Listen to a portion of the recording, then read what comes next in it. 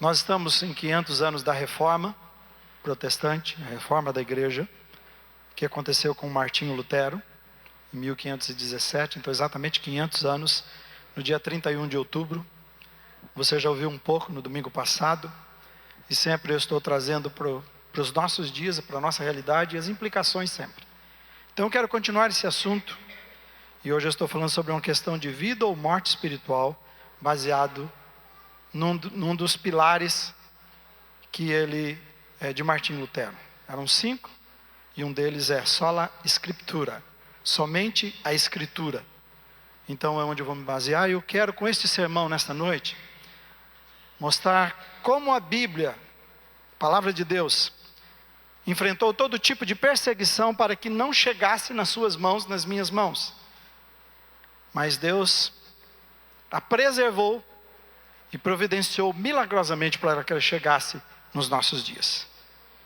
Que enquanto nesse momento, muitos povos não têm acesso, por proibição ou porque ainda não chegou lá, a palavra de Deus, você e eu temos ampla e restrita liberdade de servir a Deus, de possuir, de ler a palavra de Deus, e não somente numa tradução como aconteceu na época de Martinho Lutero, 1517, mas em várias traduções e várias versões dessas traduções. Inclusive eu uso uma delas constantemente aqui, que é a Bíblia Viva, tentando colocar o mais próximo da sua realidade. Nós precisamos entender que tudo isso aconteceu, quando nós vamos ver aqui, e a preservação e o cuidado de Deus, e você vai entender um pouco mais sobre a palavra, porque a leitura e a meditação da palavra de Deus é o meio criado por Ele, para falar com você e para falar comigo, não há outra maneira. Por isso eu estou chamando de uma questão de vida ou morte espiritual para nós hoje, essa questão da sola Escritura ou somente a Escritura. E eu queria começar dizendo que na minha cidade natal, eu era uma criança ainda, né? Eu acompanhei todo o alvoroço da cidade, uma cidade bem pequenininha, que as pessoas até brincam assim, olha, se você engatar a primeira, não dá tempo de passar a segunda, a cidade terminou, né? No carro. Então é uma cidade pequena que eu amo, nesse feriado eu vou lá perto dela, sempre quando passo por lá. Uma família importante para mim, uma cidade importante para minha família. Foram prefeitos na cidade, ruas, escolas com o nome da nossa família. Mas lá, naquela época, o padre confiscou todas as Bíblias da cidade e fez um monturo e queimou as Bíblias em praça pública. Isso nos anos 60. Eu era uma criança ainda e eu vi o alvoroço que a minha família passou, porque já eram evangélicos. E assim, agiu a igreja no passado, que nós vamos ver, e foi exatamente contra o desvio da igreja, do caminho de Deus, da pureza do evangelho, da palavra de Deus como autoridade, quando os líderes, a igreja, a instituição era a autoridade, estava acima da palavra de Deus, que Martinho Lutero, dos 5 pilares, um deles que ele trabalha, que ele luta, e ele escreve 95 teses, que vocês lembram, e que nós resumimos, e que não sou eu quem resumiu, mas os grandes estudiosos resumiram essas 95 em apenas 5 pilares da reforma que eu mencionei na semana passada. E se você quiser, você pode entrar lá no YouTube, procurar meu nome Israel Liberato, você vai ter o vídeo dessa mensagem. Mas o objetivo da igreja que havia perdido, era que a Bíblia, se perdido, é que a Bíblia não chegasse nas minhas mãos, não chegasse nas suas mãos, naquele caso não chegasse na mão do povo. Na época de Martinho Lutero, as pregações eram feitas em latim. E é bonito ver, né? Eu vou desafiar vocês a assistirem o filme, depois eu vou postar isso. Qual é o filme preparado pela Igreja Luterana? Um filme que eles tentaram retratar, eu assisti ontem à noite, então preparado pela Igreja Luterana. E foi muito especial ver e participar, fazer uma viagem com Martinho Lutero. Mas, na época, então, era feito em latim. E se não bastasse em latim, a igreja, a Bíblia, não estava na mão do povo. E não podia. Então, imagina, a Bíblia não pode não está disponível. Mesmo se estivesse, estava numa linguagem que o povo não sabia, não podia acessar e não tinha o que fazer. Então eles não tinham conhecimento nenhum. E é interessante que, na opinião de um teólogo do século XIX, que é o Philip Schaff, os mais ricos frutos do trabalho de Lutero, ele coloca assim, e também o mais importante e útil trabalho de toda a sua vida é a tradução do Novo Testamento, que é o desespero que ele tem em não ter a Bíblia nas mãos das pessoas. Porque ele trouxe, diz assim, o ensino e o exemplo de Cristo e dos apóstolos para a mente e o coração dos alemães na vida cotidiana. Diz que foi uma republicação do Evangelho. Ele diz, ele levou a Bíblia ao povo, na igreja, na escola e nas casas. Quando você assistiu o filme, você vai ver que ele ficava desesperado, porque quando ele foi banido, ele teve que ir caçado por todos, então ele estava escondido num lugar para não matarem ele. Lá que ele começa a tradução do Novo Testamento. E ele se misturava com o povo para entender a fala desse povo e dessas pessoas, para depois, então, ao traduzir a palavra do grego para eles, que ele pudesse traduzir o mais próximo possível para que eles pudessem entender. Então ele é um homem que faz isso. Foi através da palavra de Deus que ele teve esse vínculo tão forte, que ele conhece a Deus, que ele tem convicção sobre Deus e ele enfrenta todos, tudo e a todos, e sem medo nenhum, porque Deus estava com ele, ele conhece a palavra de Deus, e ele queria então, a sua convicção sobre aqueles 5, a glória de Deus, a graça de Deus, a fé sobre Jesus e sobre a Escritura. Então ele acreditava que a palavra de Deus podia transformar a mente das pessoas, e se eles tivessem contato com a palavra de Deus, e lessem a palavra, eles não deixariam mais ser enganados, nem no aspecto espiritual, a sua vida religiosa, como também a vida prática. Não só falando da sua vida espiritual, mas falando como cidadão, como negociante, como pessoa, vivendo a sua vida normal, ele diz, não seriam mais enganados. Quando você assiste eles vendendo as indulgências, e chega um momento que ele se irrita, dizendo assim, se o Papa ama tanto o povo, porque ele não vende os bens, ele diz naquela época, e distribui para essas pessoas que estão passando fome. E essas pessoas se revoltaram, e atacaram, dizem que morreu entre 50 a 100 mil pessoas, que eles entraram e mataram essas pessoas que se revoltaram, gente que passava fome e estava sofrendo. E era exatamente isso que a igreja temia, que a Bíblia chegasse na mão das pessoas, e que as pessoas pudessem entendessem, e não fossem mais enganadas. Não é isso que nós falamos de uma certa região no nosso país? Nós dizemos assim, gostaríamos que o nosso país se separasse de tal lugar, porque governos e mais governos são eleitos por essa região, dizem. São pessoas que têm mais necessidades e nós lamentamos, porque falta tudo, então se alguém chega lá oferecendo cesta básica, eles são enganados. Só que nesse caso que eles não recebiam cestas básicas, eram espirituais. Se vocês derem isso, vocês vão comprar uma parte, o perdão do pecado, e comprar o espaço de vocês nos céus ou no purgatório. Esse era o engano. E ele sofria e chorava. Tem uma parte lá desse filme que você vai ver. Bom, você vai assistir, não vou contar, que eu quero que você assista o filme depois. Então a igreja temia, e por isso ela impediu que a Bíblia chegasse, ela fez de tudo para impedir que a Bíblia chegasse na mão das pessoas.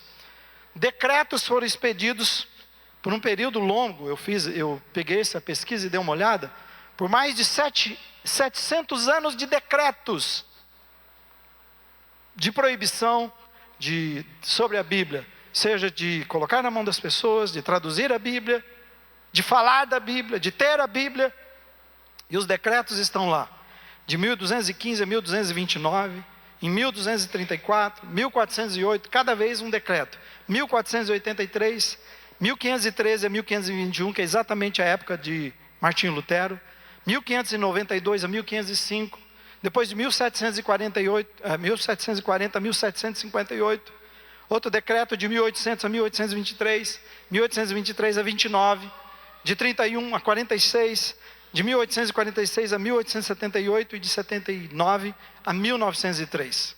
São 7 séculos, de 1215 a 1903, esses decretos contra a Bíblia.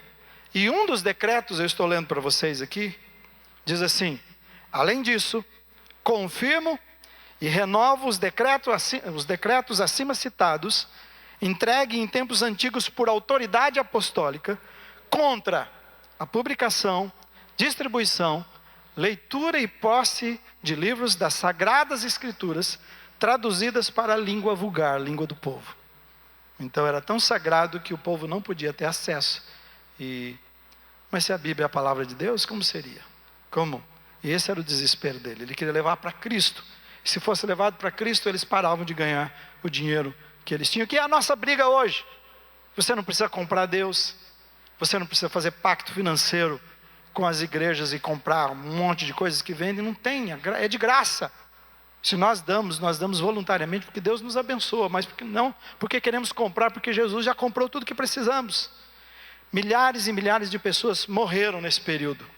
Ou morreram por causa da palavra de Deus, ou por segui-la, morreram pela palavra de Deus, ou por segui-la, ou por distribuí-la, ou por traduzi-la. Deus preservou a palavra, apesar desses decretos. E aí é onde eu quero que você pense. Apesar das queimas, das perseguições, das mortes, toda a pressão que houve, para que elas chegassem nas suas mãos, nas minhas mãos, numa linguagem acessível. E eu queria que você entendesse o seguinte, veja como é que o Espírito Santo fala da palavra dele, através de Paulo, quando Paulo está escrevendo para o seu aluno Timóteo. Diz assim, eu quero que você leia comigo. Pois toda a Escritura é inspirada por Deus e...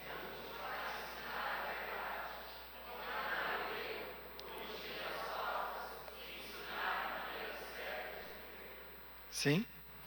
E isso para que o servo de Deus esteja completamente preparado e pronto para fazer todo tipo de boas ações. Eu espero que eu não tenha errado, porque a minha tradução aqui é outra, significa que eu não mandei a última versão aí para você. Vamos lá. Então, está falando que toda a Escritura de Deus, toda a Escritura, toda a palavra, ele está dizendo, não somente alguns aspectos da palavra, não somente alguns pontos, ele diz toda a Escritura, é toda a Escritura, cada parte da Escritura, vírgulas até, ele está dizendo, o Espírito Santo está dizendo, e o que é? Foi inspirado por Deus, cada parte inspirada por Deus. Eu estava procurando qual é a melhor definição para dizer o que é inspiração de Deus. Interessante que tem um texto em 1 Pedro 1:20-21 que diz assim, antes de mais nada, saibam que nenhuma profecia da Escritura provém de interpretação pessoal, pois jamais a profecia teve origem na vontade humana, mas homens falaram da parte de Deus, impelidos pelo Espírito Santo. Amém, irmãos? Então ele está dizendo assim, a origem da Bíblia, ela não é humana, a Bíblia é celestial. E quando você fala de Bíblia, tem muitos que pensam, isso aí foi comedor de feijão que escreveu. Não.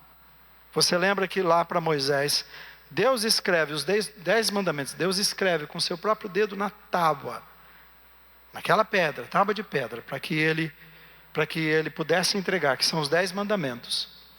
Então aqui também é a palavra de Deus, que ele escreve agora de uma forma diferente, que diz que escreve nos nossos corações, mas ele escreve através dos homens que ele inspirou. Então nenhuma profecia, nenhuma dessas verdades vieram porque o homem fez um exercício, ele ficou íntimo de Deus e falou, eu tenho essa visão. Não. Se você olhar para o Velho Testamento, quando Deus diz para construir um tabernáculo, ele diz assim, peguem pessoas que tenham habilidades para trabalhar com todo tipo de material, com pedras preciosas, com madeira, tragam aqui, eu vou enchê-los do Espírito Santo, e ele diz, e quando eu encher do Espírito Santo, eles vão fazer exatamente do jeito que eu disse que devem. Porque eu imagino que Deus já previu, primeiro que ele é Deus, está acima de tudo. Mas eu imagino no meio de um monte de gente que entende sobre madeira, pedras preciosas. Mas sabe, isso aqui onde você pediu, a gente podia fazer assim. Acho que ficaria melhor. Então o que Deus faz exatamente, eu vou enchê-lo do Espírito e você vai fazer exatamente do meu jeito. Então isso é a palavra de Deus. Então não é do homem, não é esforço humano. E está dizendo, são impelidos, impulsionados pelo Espírito. Foi o Espírito que inspirou, que encheu o coração, que ditou, que falou. Então desse jeito que foi escrita a palavra. E essa palavra é escrita com um objetivo para a sua vida e minha vida. Diz lá o texto que ela é útil, a palavra de Deus foi feita para a nossa utilidade, para uso, para bênção na nossa vida. Está dizendo assim, Champlin, que é um comentarista bíblico, diz assim que a Bíblia não foi escrita para satisfazer curiosidade de teologia especulativa. Nós temos muito disso hoje. Eu sou dessa linha, eu sou daquela outra linha, e um monte de gente de várias igrejas dizendo que todos estão servindo a Deus, e uma grande maioria sim, mas com interpretações, e muita gente é mais especulação do que qualquer outra coisa. Diz a Bíblia não é para isto. Mas também a Bíblia não é só exercício mental para cumprir um capricho de Deus. Falar, eu falei, agora você é da minha igreja, então você tem que ler a Bíblia. Nada disso. Está dizendo que ela foi dada para ser aplicada na nossa vida diária. E essa era a luta de Martinho Lutero. Mas a Bíblia é a palavra de Deus. Ele leu, e quanto mais leu, ele era um doutor em teologia, era o melhor aluno. Se vocês não sabem, a língua alemã, pode pesquisar sobre isso, toda ela está ensinada em cima da Bíblia, de tão profundo que foi, e de tão profundo que era esse homem nas suas pesquisas, nos seus estudos, na tradução da palavra, que hoje, ainda hoje, se alguém quer aprender, vai aprender o que está escrito na Bíblia, porque essa é a língua mais pura e melhor que eles têm, da língua alemã, de como era profundo o que ele fez. Padrão elevado. E ele está dizendo assim, esse homem trabalha e por ler a palavra, pela sua profundidade, ele entende. E é isso que você e eu precisamos entender. Que está dizendo assim que, na prática está dizendo assim, que ela nos ensina, que ela nos repreende, que ela nos corrige, que ela nos instrui para nós vivermos o padrão de vida que Deus tem. Padrão de Deus. Imagina, que padrão vamos viver num mundo doido e louco como está o nosso? Quem é que tem a palavra final? Quem é que vai dizer para você o que fazer com seus filhos, com seu casamento, com as suas finanças, no mundo que nós estamos vivendo? Como agir? Todo dia ele está mudando, você vê que está mudando, como estamos sendo afetados. Então foi através da leitura da palavra que ele encontra Romanos 1,17, onde é a base de tudo na sua vida, e que ele entende assim, o justo vai viver pela fé. Não por isso que ele entendeu, se o justo vive pela fé, na minha confiança, meu andar com Deus, não pode viver desse jeito que as pessoas estão ensinando e a igreja dessa época. Então ele lutou, ele encontrou essa verdade, lutou por ela, e milhares de cristãos deram a sua vida por causa dessa verdade. Então hoje, nós temos acesso irrestrito à palavra, mas nós não entendemos o seu valor. Por que eu trouxe aqui? Essas são as minhas Bíblias, aqui e aqui. Tem mais, tem lá em casa também. Fora que eu tenho aqui nesse tablet, que eu tenho no computador, no smartphone, várias Bíblias, você está vendo? Acho que aqui tem pelo menos 11 Bíblias. Nós nunca tivemos tanto acesso à palavra de Deus como nós temos hoje. Se você olhar, se você quiser assistir sobre a China, a alegria dessas pessoas que, um país comunista, quando pôde receber a Bíblia, sejam escondidos. O irmão André, que é um homem ainda velhinho, mas que, da missão Portas Abertas, que é chamado de o contrabandista de Deus, que levou Bíblias para todos os lados. Existem histórias de todo tipo, de pessoas lerem apenas uma página, porque é a única coisa que eles tinham, escondida. E esse passou por pessoa, por pessoa, por pessoa, por pessoa, era a única coisa que eles tinham nas mãos, apenas uma página, arrancada de algum lugar que foi dado. E eles viveram daquela página. Eles cresceram naquela página. Deus falou com eles, ensinou, cuidou deles, protegeu, e uma igreja forte se levantou. Por causa de uma página da Bíblia. Mas nós não aproveitamos, irmãos. Quando eu falo que é trazer para os nossos dias, quando ele defende somente a Escritura e nada mais, que é a autoridade de Deus, que é a palavra última. Ninguém está acima da palavra de Deus.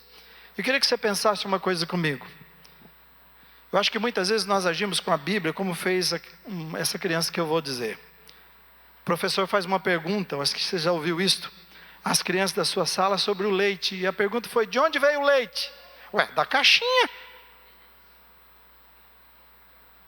Porque no supermercado está na caixinha, na hora que vai tomar, normalmente está na caixinha. De onde vem o leite? Vem da caixinha.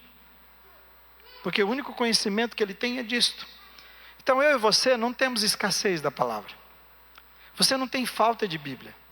Se você quisesse entrar na internet agora, em qualquer lugar, você pode escolher qualquer versão da Bíblia. Se você quiser aplicativos para te lembrar, como eu tenho, além da minha devocional, eu coloquei uma agora que eu quero testar, porque eu gostaria que aqueles que gostam de mexer com isso, com tecnologia, que tivessem. Eu quero a partir desse primeiro dia de janeiro, que eu espero que muita gente tenha. que avisa você, que lembra você, que chega com um versículo para você e depois dá o texto para você meditar e pensar, quero isto. Mas o problema é que nós não valorizamos, mas você pode pesquisar e ter, como eu disse, um aplicativo te avisando, mandando o versículo do dia, mandando um devocional para abençoar a sua vida. A impressão que eu tenho que se perguntar para você e para mim hoje, de onde vem a Bíblia? Ah, da livraria, ou da internet, não é assim? Nós não entendemos que a Bíblia é a palavra de Deus, mesmo que a gente fale que ela passou por tudo que passou, que Deus a preservou, que a protegeu, que o próprio Deus a escreveu, para que ela tivesse um objetivo que é de tocar a sua vida, de falar ao seu coração. E alguém, eu não sei de quem eu ouvi isto, mas alguém disse assim, que o WhatsApp, mas eu diria que o WhatsApp e o Facebook, vieram para dizer para você que você tinha tempo sim para ler a Bíblia.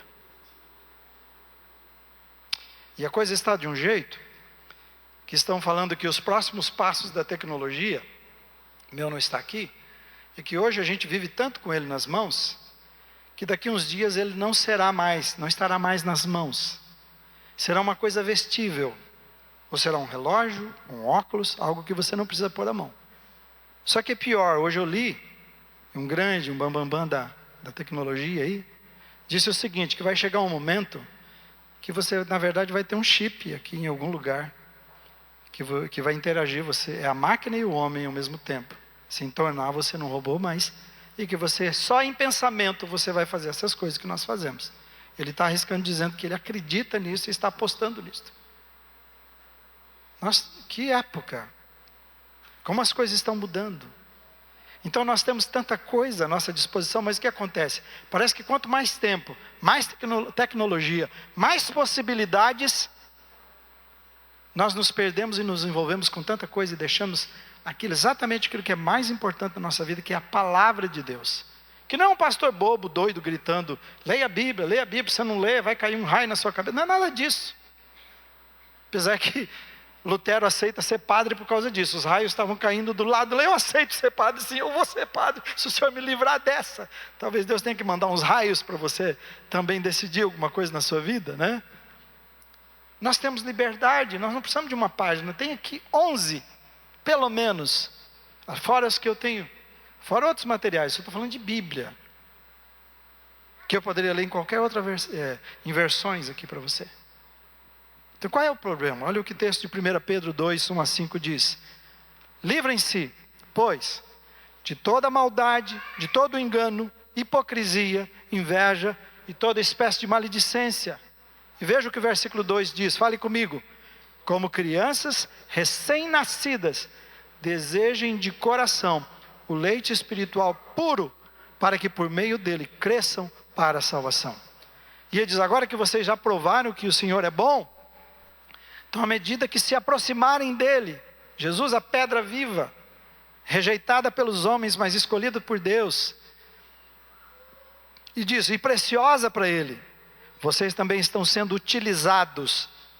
Olha, a utilidade de um compromisso com a palavra e com Deus. Vocês estão sendo utilizados como pedras vivas na edificação de uma casa espiritual para serem sacerdócio santo, oferecendo sacrifícios espirituais e aceitáveis a Deus por meio de Jesus Cristo. Amém, irmãos? Quando Pedro diz assim, tu és o Cristo, quem diz que eu sou? Tu és o Cristo? Ele diz então, tu és Pedro. E ele diz, sobre essa rocha, que é Jesus e não pedra, que era Pedro, e sobre a rocha, que é o que ele havia acabado de dizer, que Jesus, quem é Jesus? Então sobre Jesus será edificada a minha igreja, sobre essa rocha, Jesus, que será edificada a minha igreja. E diz, e as portas do inferno não prevalecerão contra ela. Está dizendo que você é pedra espiritual, você e eu, comprometidos com a palavra, comprometidos com Deus, somos pedras espirituais nessa construção espiritual que Deus está fazendo, para que a gente, como sacerdócio, ele diz, possamos oferecer sacrifícios espirituais aceitáveis a Deus por meio de Jesus Cristo. Então hoje à noite, e uma das grandes mudanças, e uma coisa que precisa acordar e mudar a nossa vida, é que nós nos últimos anos, nos tornamos consumidores da igreja. Vamos à igreja para assistir, vamos à igreja para ver, vamos à igreja, vamos ver onde está melhor, qual é a melhor igreja, qual é o melhor louvor, qual é o lugar mais confortável. Mas a igreja não é para isto. A igreja é para você prestar o seu culto, não receber um culto. Quem recebe culto é Deus. Amém, irmãos? E nós prestamos culto com a nossa vida, cada um aqui é sacerdote. Essa era a grande luta de Martinho Lutero. Não só eles são sacerdotes, todos foram chamados para ser sacerdotes. Todos foram chamados para servir a Deus. Então você e eu oferecemos sacrifícios no nosso trabalho, na nossa casa, com nossa família, com os negócios, na escola, somos sacrifícios vivos, por meio de Jesus Cristo. Hoje de manhã eu falei para minha esposa, fui buscar um café, quando eu voltei, ela orou, e eu falei, fale comigo, eu quero que você responda isso, que eu quero que a igreja fale também. Diga, dizem assim, eu sou amado por Deus. Diga comigo, sou amado por Deus. Amém? Eu fui comprado para o louvor da sua glória. Fale. Eu vivo para o louvor da sua glória. Você já imaginou que poderoso é isso para a sua vida? Primeiro Jesus te comprou, Ele te ama. Ele diz, Deus é amor, amor de tal maneira que deu o seu filho.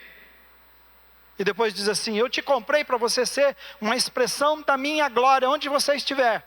Amém, irmãos? Isso é sacerdócio. Isso é o que a palavra está dizendo.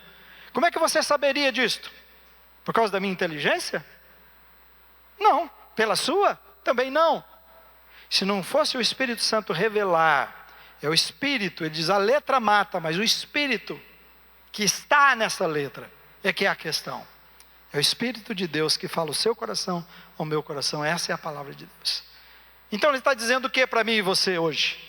Qual é o aprendizado para nós quando nós entendemos que ele está dizendo assim, um dos pilares, sola a Escritura, somente a Escritura e nada mais. Ela tem a palavra final sobre a sua vida e a minha vida. Ela é a palavra de Deus. Ele diz, como crianças recém-nascidas, desejem a palavra de Deus. Desejem. Qual é o grande problema? Nós vivemos nos dias que nós desejamos de tudo. Mas você pode assistir um filme, assistir uma televisão. Se você abrir a Bíblia em 5 minutos, você está dormindo. Verdade? Estou falando mentira aqui? Não, né? Por que será que a gente dorme? Tem gente que dorme na igreja. E não pensa, é uma luta espiritual. Tiver alguém que chegou para o pastor, me ajuda. Porque eu faço de tudo, não consigo ficar acordado. É uma luta. Então nós, igual a alimentação hoje, nos alimentamos daquilo que não vale. Sabemos o que precisa ser para a nossa vida, mas não conseguimos. E Deus está dizendo, chamando de novo, olha, você precisa desejar como uma criança deseja. Se você não desejar como uma criança deseja, o que acontece com a criança na hora que ela está com fome? Ela berra. E você vai ter que interpretar, se é fome, você vai ter que dar, não tem nada, não tem conversa. Olha, espera aí um pouco, não tem conversa, tem que dar. Ela vai ter que beber, ela vai ter que mamar ou comer, é assim. O texto está dizendo no início que nós precisamos nos livrar de todas as coisas que nos afastam de Deus. Olhar para a sua vida, para a minha vida, quais são as coisas que nos afastam? Diz assim, ou a palavra te afasta do pecado, ou o pecado te afasta da palavra. E é uma escolha. Então ele diz, olha em tudo na sua vida que te impede, que te atrapalha e que faz você viver uma vida medíocre, uma vida triste, uma vida sem alegria, sem paz, porque somente a paz de Deus que faz você uma pessoa realizada. E ele diz, depois de você fazer isso, ele diz que ao nos aproximarmos de Jesus, diz que nós seremos capacitados, qualificados e utilizados por Ele de uma maneira poderosa, de uma maneira maravilhosa. Queria dizer para você, Deus quer muito mais para a sua vida, irmão. Vocês sabem disto. Esses dias não estava aqui o pastor Gustavo, não era uma criança correndo por aqui? Não é verdade, irmãos? Hoje, desta casa, alguém, e ele disse que mais 2 pessoas também na época receberam o chamado. E uma delas disse para mim, e já saiu da igreja, disse, pastor, quando o senhor chegou, nós todos tivemos a mesma oportunidade, iguais, nós tivemos. O pastor Gustavo fez o que fez, e eu me perdi. Decisão. Ele decidiu pelo melhor. Cada um de nós que estamos sentados, cada um de vocês que estão aqui, os seus filhos, como eu disse, eu oro pelos meus netos, eu oro pelas crianças da igreja, pedindo que eles se encontrem com Jesus, que eles conheçam Jesus, que eles tenham um futuro maravilhoso, que eles dependam, que conheçam e honrem o nome do Senhor Jesus, que Ele dirija a vida deles, cada dia. Nós precisamos esperar. Eu não sei quantos chamados tem aqui, agora nós temos o Marlon e a sua esposa que decidiram. Ela não vê a hora de sair do trabalho, quer vir para cá, amém, aleluia, que Deus levante mais pessoas assim, né? Rodrigo, Cristine, bom ter vocês, deu tudo certo lá. Logo, logo estão voltando para o Japão, quero começar lá na minha casa o que o pastor Gustavo fez, voluntariamente. O que está acontecendo? É isto. Deus chama a cada um de nós, sacerdotes, você é sacerdote. Eu não sou nada demais, irmãos, nada mesmo. Na verdade, eu gostaria de pregar de calça jeans aqui para vocês, de tênis e camiseta, para vocês saberem que nós somos iguais. Amém, irmãos? Que não tem diferença nenhuma. Eu só vou responder mais diante de Deus pelo que tem me dado, só isto. Mas Ele ama você, Ele me ama, nos ama a todos igualmente. Ele quer capacitar cada um de nós para sermos tudo que Ele planejou que sejamos. E você vai descobrir que você está jogando muito do seu tempo, muito da sua vida, muito do seu ministério fora, porque você não tem buscado, não tem andado na palavra e experimentado a palavra para viver a vida maravilhosa e poderosa que Deus tem para você. Eu quero concluir da seguinte forma, e quero que você reflita sobre isto. Primeiro, não vai estar escrito lá, então pode deixar outra imagem que você queira lá, João. Deus escreveu a sua palavra, preste atenção nisto. Deus escreveu a sua palavra, preservou a sua palavra, e Ele criou este meio, a palavra, a Bíblia, para conversar com você e comigo. Conversar com você e comigo, é a palavra. Você fala, não entendo tudo, não precisa entender, irmão. Hoje à tarde, eu tinha muita dor de cabeça, e eu tomei um remédio lá que eu não fui lá, só sei que ele é bom para aquilo, mas eu não fui lá pegar cada detalhe e especificado. Eu só sei que ele funciona, eu não entendo tudo dele, eu não sou médico, mas eu sei que lá estava dizendo que ele servia para o que eu precisava. Então muitas vezes você lê a palavra, você não precisa entender tudo, você só precisa estar com Deus. Deixa que o Espírito Santo fale ao seu coração, deixa que ele fortaleça você. Se você quer conversar com Deus, o único jeito que Deus fala com você é através da Bíblia, primeiro. Aí depois ele fala de outras formas, ele precisa falar com você através da Bíblia. A Bíblia é a palavra de Deus, é Deus falando. Segundo, a Bíblia não é um livro como os outros. Está dizendo que é um livro sagrado. É o livro de Deus para cura, para libertação, para direção e vitória.